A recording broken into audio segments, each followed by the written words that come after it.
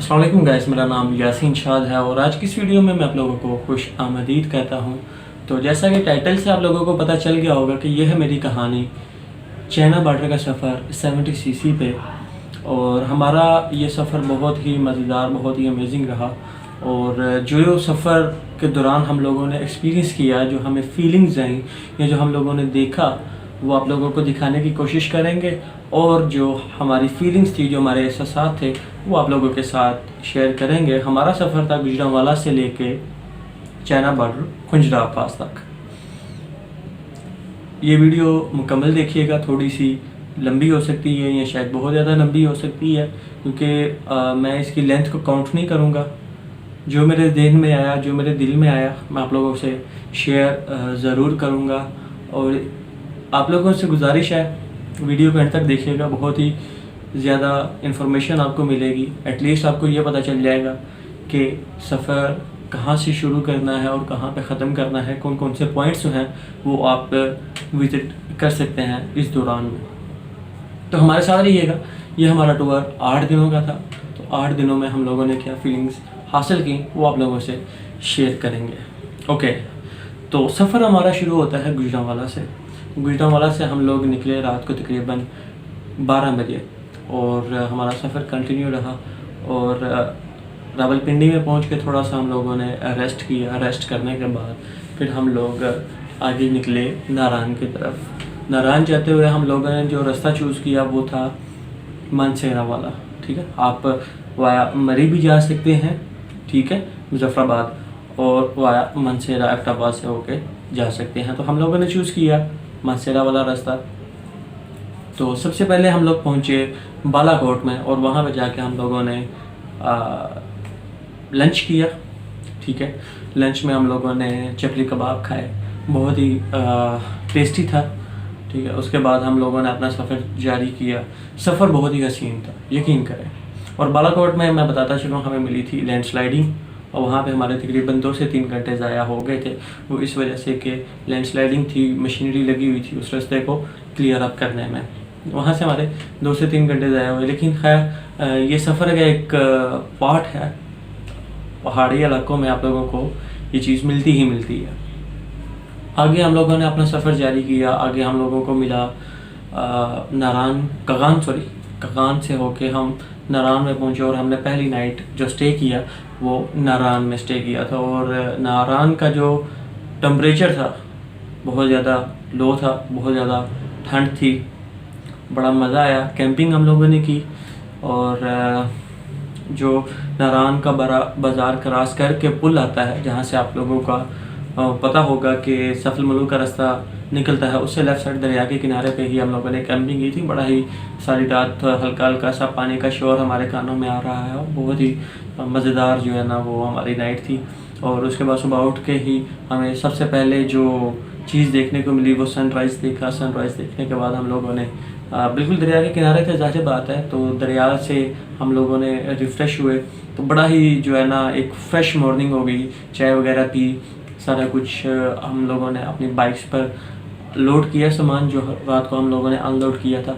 उसके बाद हमने अपना सफ़र दोबारा कंटिन्यू किया और हमारा मिशन ये था कि हमने एटलीस्ट जो है हमने रायकोट ब्रिज क्रॉस करना है। उसकी वजह ये है कि चिलास से रायकोट ब्रिज का रास्ता बहुत ज़्यादा ख़राब है। नारायण से हम लोग निकले, आगे चलते गए। रोड बहुत ज़बरदस्त है और रोड की कंडीशन बताऊं, कगान से लेकर नारायण तक इंतहाई गंदी है। ठीक है, ये डेट नोट कर लें, कल को बन गई तो बाद में ना कि ये कहिए कि आपने बताया था गंदी है। ये डेट नोट कर लें। नाउअडेज कगान से नारायण का रोड इंतहाई गंदा है, बहुत गंदा है। उसके बाद नारायण से बाबूसर टॉप गुड, बड़ा अच्छा रास्ता है, मज़ेदार है, इंजॉय करने वाला है। एक साइड पे आप लोगों को दरिया नज़र आएगा, एक साइड पे बड़ा ही खूबसूरत सा रास्ता है, बहुत इंजॉय करने वाला रास्ता है। आगे जाके आप लोगों को मिलती है लुलूसर लेक। क्या ही कमाल है यार उस लेक का, इतनी खूबसूरत लेक है। आप लोग जाएं तो एटलीस्ट कम से कम 1 से 2 घंटे वहाँ पे स्पेंड करें। अगर आप सिर्फ लुलूसर लेक ही देखने जा रहे हैं तो वहाँ आप पूरा दिन स्पेंड करें। बहुत खूबसूरत जगह है, मुझे पर्सनली बहुत खूबसूरत लगती है वो चीज़। ठीक है, वहाँ पे हमने रुके, सेल्फीज बनाई, रिफ़्रेश हुए। उसके बाद दोबारा सफ़र कंटिन्यू किया तो हम लोग पहुँचे बाबूसर टॉप पर। अब यहाँ पे एक छोटी सी करेक्शन है कि ये बाबूसर पास, ये जितने भी ज़्यादातर टॉप होते हैं, खुंजरा टॉप है और बाबूसर टॉप है, इसको कहते हैं पास, क्योंकि ये एक जगह से दूसरी जगह जाने का रास्ता है। ठीक है, ये एक बहुत ज़्यादा मिस्टेक की जाती है, इसको पास कहते हैं, नॉट टॉप। टॉप भी ज़ाहिर बात है, एक टॉप पे पहुंच के जो है वो टॉप बन जाता है, लेकिन इसको पास भी कहते हैं। खैर वहाँ पे टेम्परेचर बहुत ज़्यादा लो था, इंतहाई सर्द था, बड़ा ही मज़ा आया उस पर। हम लोगों ने पकोड़े खाए और चाय पी, बहुत ज़बरदस्त थी, आउट क्लास थी। अब हमारा सफ़र जो है ना आगे चलता चलता चलता चलता जी हमने कहा जी बाबूसर से चिल्लास पहुंचना है। अब बाबूसर से हमने नीचे उतरना शुरू किया चिल्लास की तरफ। तो जो हम बर्फ़ और पथरीले पहाड़ देखते जा रहे थे, अचानक हम नीचे उतरे 20 से 30 किलोमीटर के आगे रेतले पहाड़ और इंतहाई गर्मी। हम लोगों ने जितनी जैकेट्स वगैरह पहनी हुई थी ना वो हमने उतार दी, हमने पेंट्स भी उतार दी, हम ट्राउज़र्स में आ गए। बहुत ज़्यादा गर्मी, यकीन करें चिल्लास जो है रेतले पहाड़ हैं, आंखों में रेत पड़ती है, बाइक चलाते हुए बहुत ज़्यादा मुश्किल का सामना करना पड़ता है। और आपको जो साथ में दरिया नज़र आता है ना वो इंडस रिवर है बेसिकली, और इंडस रिवर का पानी वहाँ से निकलता है, तो वो दरिया भी आपको रेत का पानी नज़र आएगा, ग्रे पानी नज़र आएगा, और पहाड़ भी बहुत एक डिफरेंट नेचर। अचानक आप सर्दी से गर्मी की तरफ आते हैं और नेचर बदल जाती है।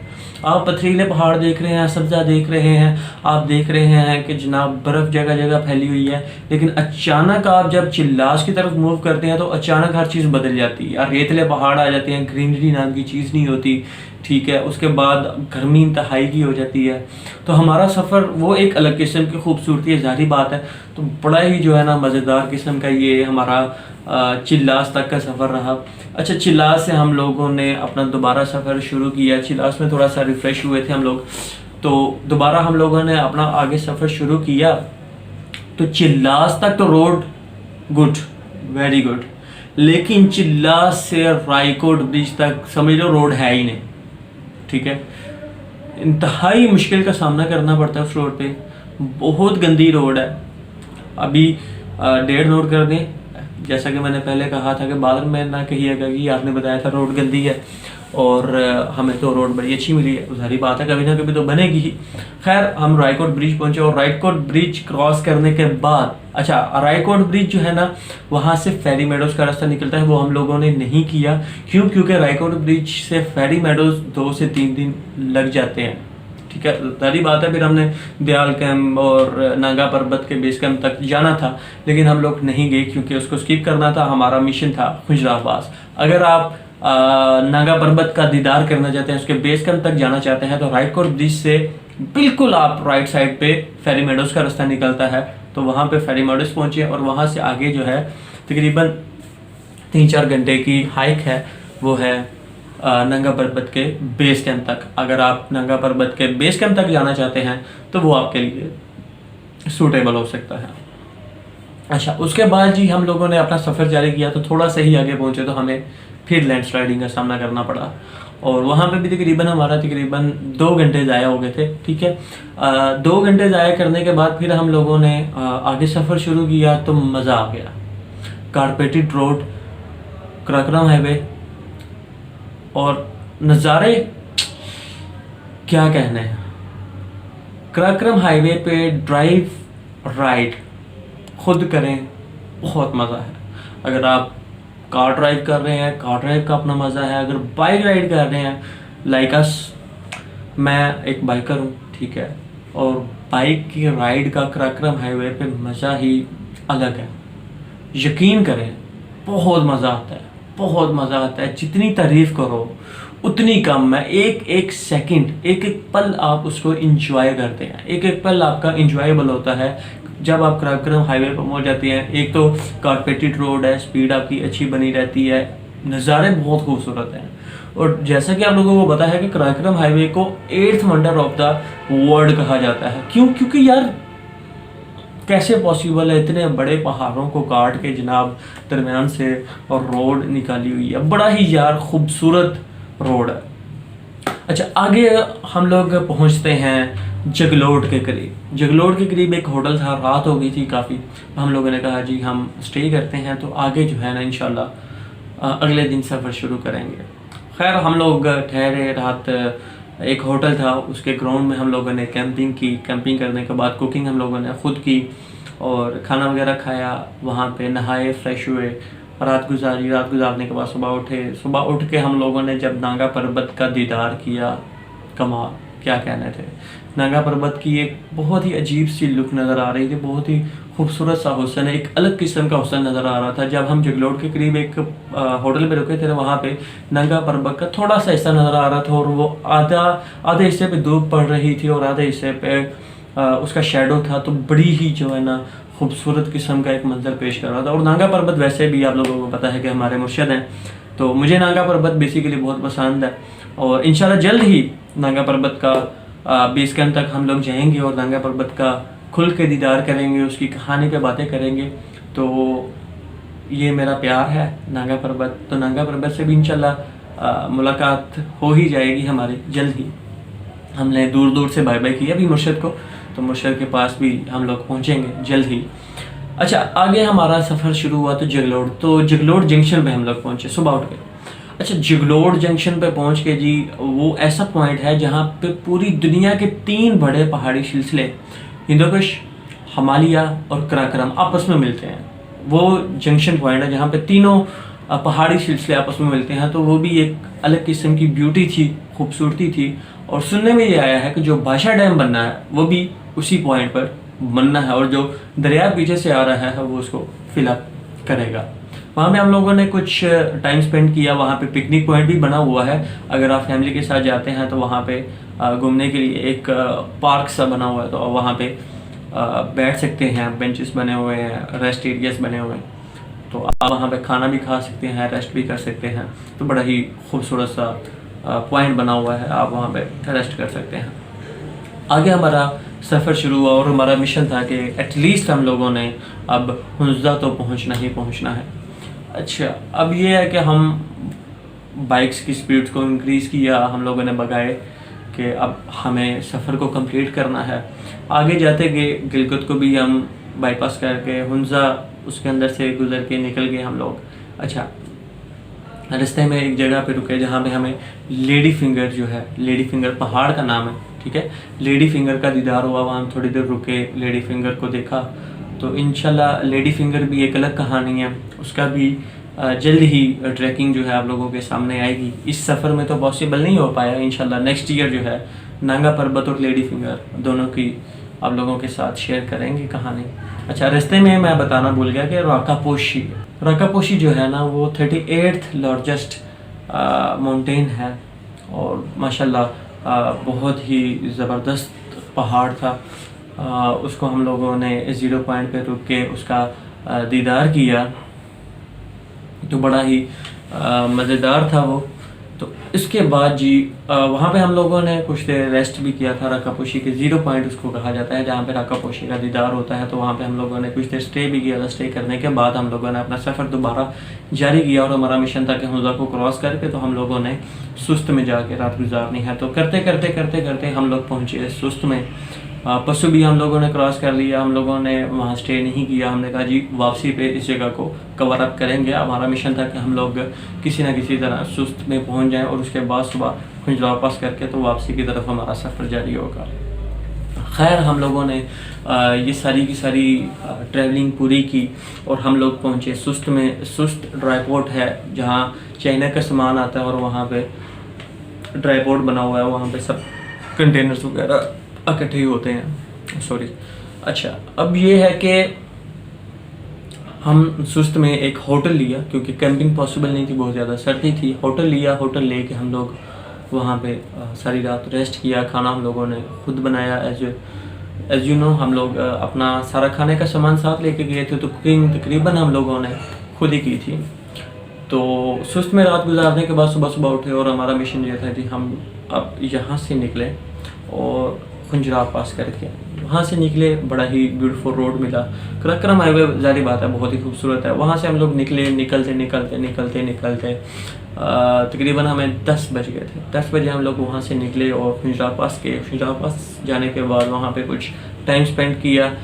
खुंजराब पास जो है वो जाते हुए आपको रास्ते में एक चेक पोस्ट मिल रही है, जहाँ पे खुंजराब नेशनल पार्क में एंटर होने के लिए 100 रुपीज़ फी पर्सन आपको एंट्री टिकट देनी पड़ती है, वो याद रखिएगा। और उसके बाद आप अंदर गए, खुंजराब पास देखा, एंजॉय किया।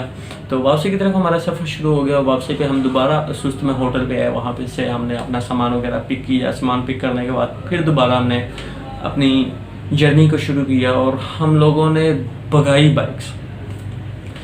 बाइक्स भगाने के बाद हम लोग पहुँचे हुंज़ा में। और हुंज़ा में पहुँच के हम लोगों ने किया करीमाबाद में स्टे, ईगल नेस्ट पे। वहाँ पे एक होटल था, हुंज़ा रूफ होटल। वहाँ से पूरे के पूरे हुंज़ा का व्यू नज़र आ रहा था और वो था कमाल, बहुत ही और क्लास था। अच्छा, वहाँ हम लोगों ने कैंपिंग की। कैंपिंग करने के बाद पूरी रात हम एक दूसरे को बातें करते रहे, एंजॉय करते रहे। खाना भी हम लोगों ने बनाया और खाया। बिरयानी उस दिन हम लोगों ने बनाई थी, तो बहुत ही और क्लास था। हल्की हल्की सी बारिश भी हमें 3 बजे के करीब मिली, तो लेकिन हम लोग कैंप्स में थे। तो सुबह उठे तो दुनिया का सबसे हसीन तरीन सनराइज़ देखने को मिला। मैं आप किसी भी बंदे से पूछ सकते हैं कि दुनिया का हसीन तरीन सनराइज़ कहाँ पे होता है, तो वो जवाब देगा कि हुंज़ा में होता है, और वो भी ईगल नेस्ट में। हम लोग वहाँ पे सनराइज़ को देखा और हमें अब वापसी की जल्दी थी। हम लोगों ने हुंज़ा के जो मेन पॉइंट्स थे, वहाँ पे बल्तीत फोर्ट है और भी कुछ पॉइंट्स हैं, हम लोगों ने उसको स्किप किया और वहाँ से अपना जर्नी को दोबारा स्टार्ट किया। चलते हम लोग पहुँचे जेलखट में। बाबूसर पास भी क्रॉस कर लिया, तो जेलखट में आके हम लोगों ने दोबारा पड़ाव डाला था। जेलखट मेरी मोस्ट फेवरेट प्लेस है। वहाँ भी हम लोगों ने होटल लिया, होटल में स्टे किया और सारी रात बहुत ही इंजॉय किया। जेलखट में टेम्परेचर बहुत ज़्यादा सर्द था और वहाँ दरिया भी जो है वो सड़क के बराबर हो जाता है, तो बड़ा ही खूबसूरत था। उसके बाद जी ये है कि हम लोगों ने जेलखट से गुजरांवाला ही ब्रेक लगाई थी नेक्स्ट डे। तो ये मेरा सफ़र था, ये मेरी कहानी थी जो कि मैंने आप लोगों के साथ शेयर की है। और चाइना बॉर्डर का सफ़र था। 70 सीसी बाइक थी मेरे पास, तो वो थोड़ा सा मुश्किल ज़रूर था, लेकिन मुश्किल बाइक पे सफ़र करने का मेरा जो फार्मूला है, मैं जो फील करता हूँ वो ये है कि एक एक पल, एक एक मोमेंट आपका इंजॉय करने वाला होता है। आप माहौल को महसूस करते हैं, क्योंकि गाड़ी में बैठे हैं, आपको गर्मी लगी है आप एसी लगा लें, आपको सर्दी लगी है आप हीटर लगा लें। गाड़ी में आप बाहर के मौसम को एंजॉय नहीं कर सकते, लेकिन बाइक पे हर लम्हा आप उस मौसम को, उस माहौल को, उस फ़िज़ा को महसूस करते हैं। कानों में हर किस्म की आवाज़ आ रही है, परिंदों की आवाज़ आ रही है, हवा की आवाज़ आ रही है, पानी की आवाज़ आ रही है। लेकिन गाड़ी में ये चीज़ें पॉसिबल नहीं होती। गाड़ी में ये टोटल उल्ट हो जाता है, आप एक कंफर्ट जोन में रहते हैं। तो मैं हर चीज़ को एंजॉय करता हूँ बाइक पे ख़ास तौर पे, और हमारे ग्रुप का भी यही है कि ये हमारा जो बाइक पे सफ़र करने का मकसद यही है कि हम एक एक मोमेंट को एंजॉय कर सकते हैं।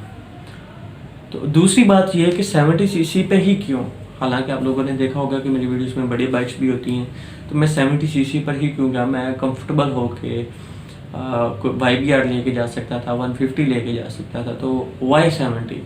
तो उसका जवाब ये है कि मेरे भाई कुछ ऐसे लड़के हैं, कुछ ऐसे मेरे भाई हैं, दोस्त हैं, जिनके पास इतने वसाइल नहीं हैं कि वो बड़ी बाइक को अफोर्ड कर सकें। तो मेरे भाई, अगर आपके पास चाइना की 70 है, मेरे पास चाइना की 70 थी, और माशाल्लाह आजकल मैं देख रहा हूँ तकरीबन हर घर में बाइक होती है, ठीक है। उसको अच्छे तरीके से काम वगैरह करवाएं उसका और लेके निकलें। अपने ख्वाबों को अधूरा ना छोड़ें, सिर्फ इसलिए नहीं कि आपके पास बड़ी बाइक नहीं है।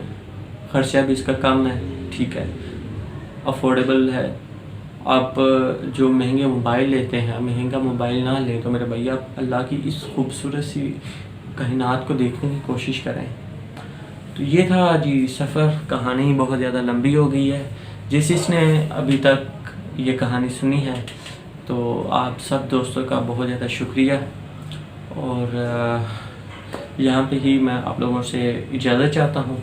इंशाल्लाह फिर आप लोगों से मुलाकात होती रहेगी, क्योंकि ये टूरिज़म का काम इंशाल्लाह मेरा सारी ज़िंदगी चलेगा। मेरे व्यूज़ आए ना आए, चैनल चले ना चले, मैं इस पर वीडियोस अपलोड करता रहूँगा। This is my story. इंशाल्लाह आपसे मुलाकात होगी फिर किसी नेक्स्ट वीडियो में, किसी नेक्स्ट व्लॉग में, किसी नेक्स्ट सफ़र में। तो ये 8 दिन का सफ़र मैंने 20-22 मिनट की वीडियो में कवर करने की कोशिश की है। तो जो सुन सके हैं थैंक यू वेरी मच। जिन्होंने शुरू में छोड़ दिया उनको भी थैंक यू वेरी मच। अल्लाह हाफिज़, बाय बाय।